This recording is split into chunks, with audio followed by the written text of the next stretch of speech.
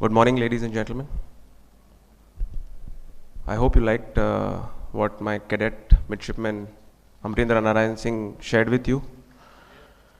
It was his perspective as a trainee at the Indian Naval Academy. You may have seen that he undergoes a very rigorous regime at the academy, both in terms of academic as well as physical training. But all this is easier said than done. But before starting, I'll just share a small joke with you. There was a general who was addressing a gathering once. So he spoke for a long time and then he left. And then a much junior officer who's of the rank of a major is much junior in hierarchy to a general, he came and said, "Ladies and gentlemen, now that you've heard all the general points, listen to the major ones." So I'm going to share with you some major ones, though the ranks have got vice versa. And also to the lady who introduced me, she erroneously introduced me as a captain. I'm Commander Puneet. Captain is still few years away for me. So thank you very much. I'll take it as a compliment. Thank you so much. Most of you in the audience are connected with training our youth, and that is a direct responsibility towards nation building. We trainers, teachers, instructors, whatever we may call ourselves, are responsible for building our nation for tomorrow. If we as teachers or instructors fail, so will the nation. And therefore it is a very onerous responsibility. You will agree with me that trainers today are facing multiple challenges in molding the present day youth. And these challenges need to be met squarely if we are to take advantage of our population dividend. You heard Midshipman AN speak about the way INA transforms youth like him through a systematic and scientific designed education and training process. However, it is not an easy task for us instructors at the Indian Naval Academy to arrive at this desired end state. I would like to highlight some of the main challenges that our system, our society, and our environment throw at us. You may then relate to the training at the Indian Naval Academy. I don't claim that we have all the answers and would therefore be eager to listen to your suggestions, if any, at the end of our session today. To start with, one of the societal and environmental influences on young India, which plays a major role in molding the young minds, is the need for education. This need has expanded beyond urban areas to small towns and even rural areas. Whilst this is inevitable and very much desirable in a developing society like ours, the concurrent challenge is the cultural, societal, and ethical values that are also inducted in this large and growing proportion. Let us, for a moment, look at the academic environment of our country, which has undergone significant changes in the last half decade or so. With worsening infrastructure in schools and colleges, major attitudinal shift among students and teachers alike to results or marks rather than education or learning. Higher grades, higher marks, rather than a well-rounded education with a versatile skill set have become the driving motivation among the larger proportion of Indian students and to an extent teachers alike. While the hunger to do well is strong, the skill sets which should have accrued as a result of the education has deteriorated over the years. Students coming for a BTech curriculum hate mathematics. Can you believe it? An oxymoron. When such mark enthusiastic students report at our academy, we are faced with a dilemma of how to meet our desired end state, or that is to produce technically competent officers who would be able to think and act on their own rather than just score high marks in exams by rote, by memorization. We overcome this knowledge deficit by teaching only the STEM subjects in the first 3 terms, that is the first 1.5 years, to get their basics right first and bring them all to the same takeoff level, irrespective of their previous educational backgrounds. At times, the difference in educational standards between different boards is unbelievable. In the remaining 2.5 years, we teach them core engineering subjects with the required mix of practical exposure in our state-of-the-art laboratories and visits to naval ships and dockyards. This is to get a first-hand experience of the practical application of the theory they learn at the academy. Another negative derivative of our cultural, societal environment is the adverse effect on social interaction capability and communication skills of young India. The nation's inherent and strategic advantage of being an English-speaking country would soon be lost to countries like China, who are leaving no stone unturned to overcome their existing language disadvantages. English language remains the means of sharing scientific and non-scientific knowledge with the outside world, even on the internet. The generation of today, many of you who are present here, are called the millennial generation. This is perceived to be better educated and net savvy. However, this very IT and communication technology available to students is turning them inward looking. The negative impact of information and communication technologies has been most seriously felt on social and interpersonal relations of this millennial generation. The generation needs access to the internet for academic, social, and work-related activities, and this is continuously driving them deeper and deeper into the internet and social media sites, but at the cost of development of social, verbal, and written communication skills.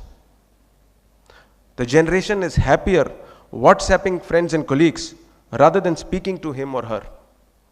The result is an asocial youth with very poor articulation and written skills, largely self-centered and completely dependent on Google even for situational awareness.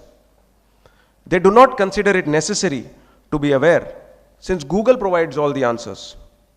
Geography, knowledge of maps, location of countries, seas and oceans all are largely absent, directly impacting us, the Indian Navy.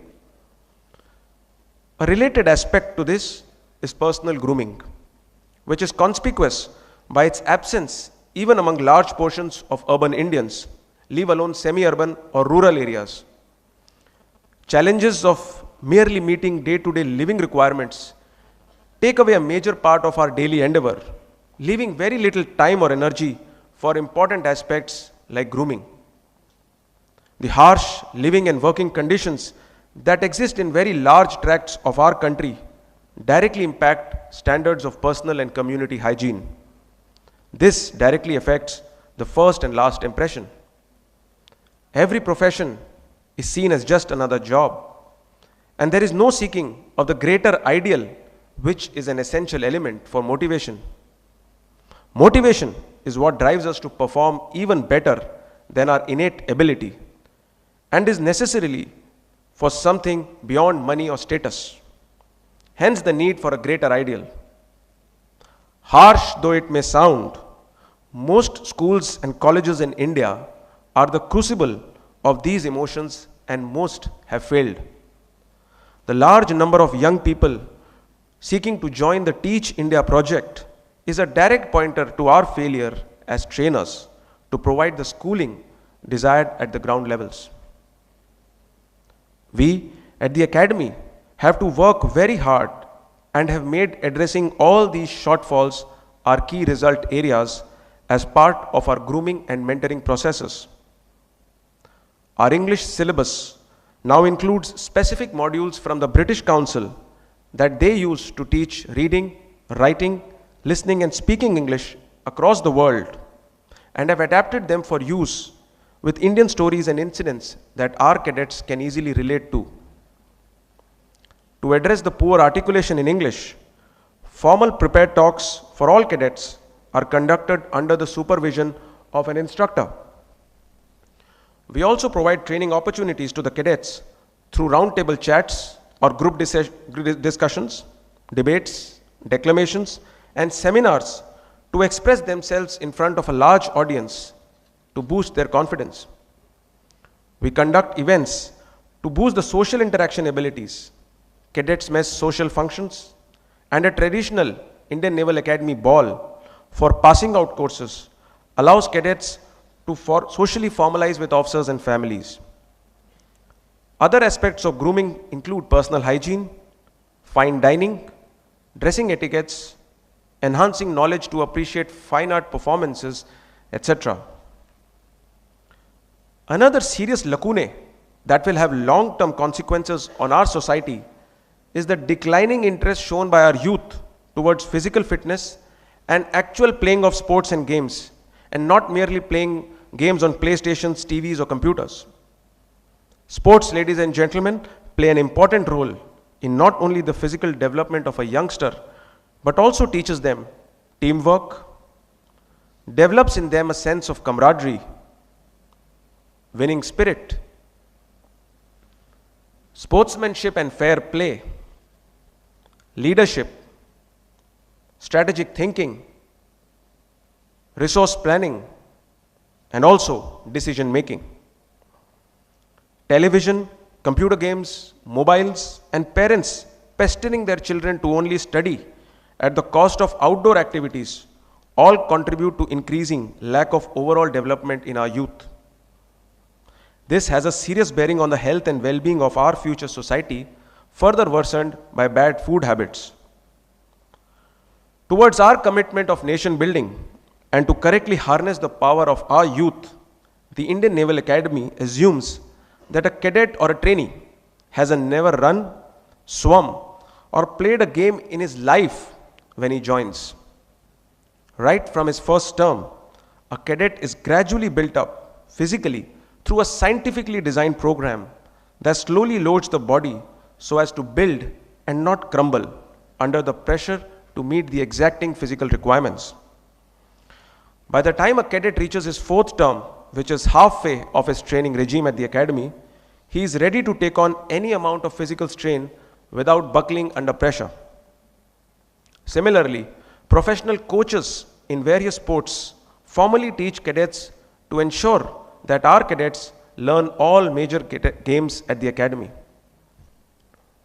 Ladies and gentlemen, on a day-to-day basis, every leader is faced with difficult situation where he is required to take difficult decisions. The only difference in leadership between the corporate and the armed forces is that while one's decisions in corporate may affect the top or bottom line, decisions in the armed forces directly involve lives. Imagine a situation where an army colonel commanding a unit in a war needs to tell one of his companies led by a major to hold a post against an enemy attack, while he, the general, tries to reposition most of his men in a more advantageous area. The colonel takes his decision fully knowing that most of these men are actually being told to lay down their lives, that is to die, and so do the major and his men. But they all accept his decision and stand their ground till the last man and the last bullet.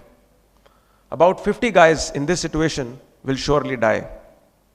The colonel will never be able to sleep well again in his life. In another situation, imagine two naval ships on a submarine hunting mission at sea, where one of the ships gets torpedoed. Torpedo is an attack by a submarine. The ship loses all its men. 400 lives are in water waiting to be rescued. What does the commanding officer of the second ship do? Does he stop to pick up the survivors and friends he knows, thereby risking 400 more lives of his own ship? Or does he follow the laid down procedure of carrying out a well-planned attack on the submarine, but also killing the 400 lives in water? The CEO of the ship will also never be able to sleep well again in his life. These are the difficult decisions which the Indian Naval Academy has to prepare its future leaders for. Is it easy? Of course not. But every action, every training process, every act taught at the Indian Naval Academy is directly connected with achieving this aim, and that is shaping our future naval leadership. The Academy has to transform the same products from our larger society into a physically fit, morally upright, intellectually strong, and committed to the cause leader with clear articulation, good grooming, and developed mentoring abilities. He should be ready to man, operate, and maintain future high technology ships, submarines, and aircraft of the Indian Navy, all committed to a higher ideal. The cornerstone of this training methodology is to develop the right attitude in our cadets, to be passionately curious, be receptive to alternate and new ideas, towards developing an ability to innovate in their immediate sphere of influence.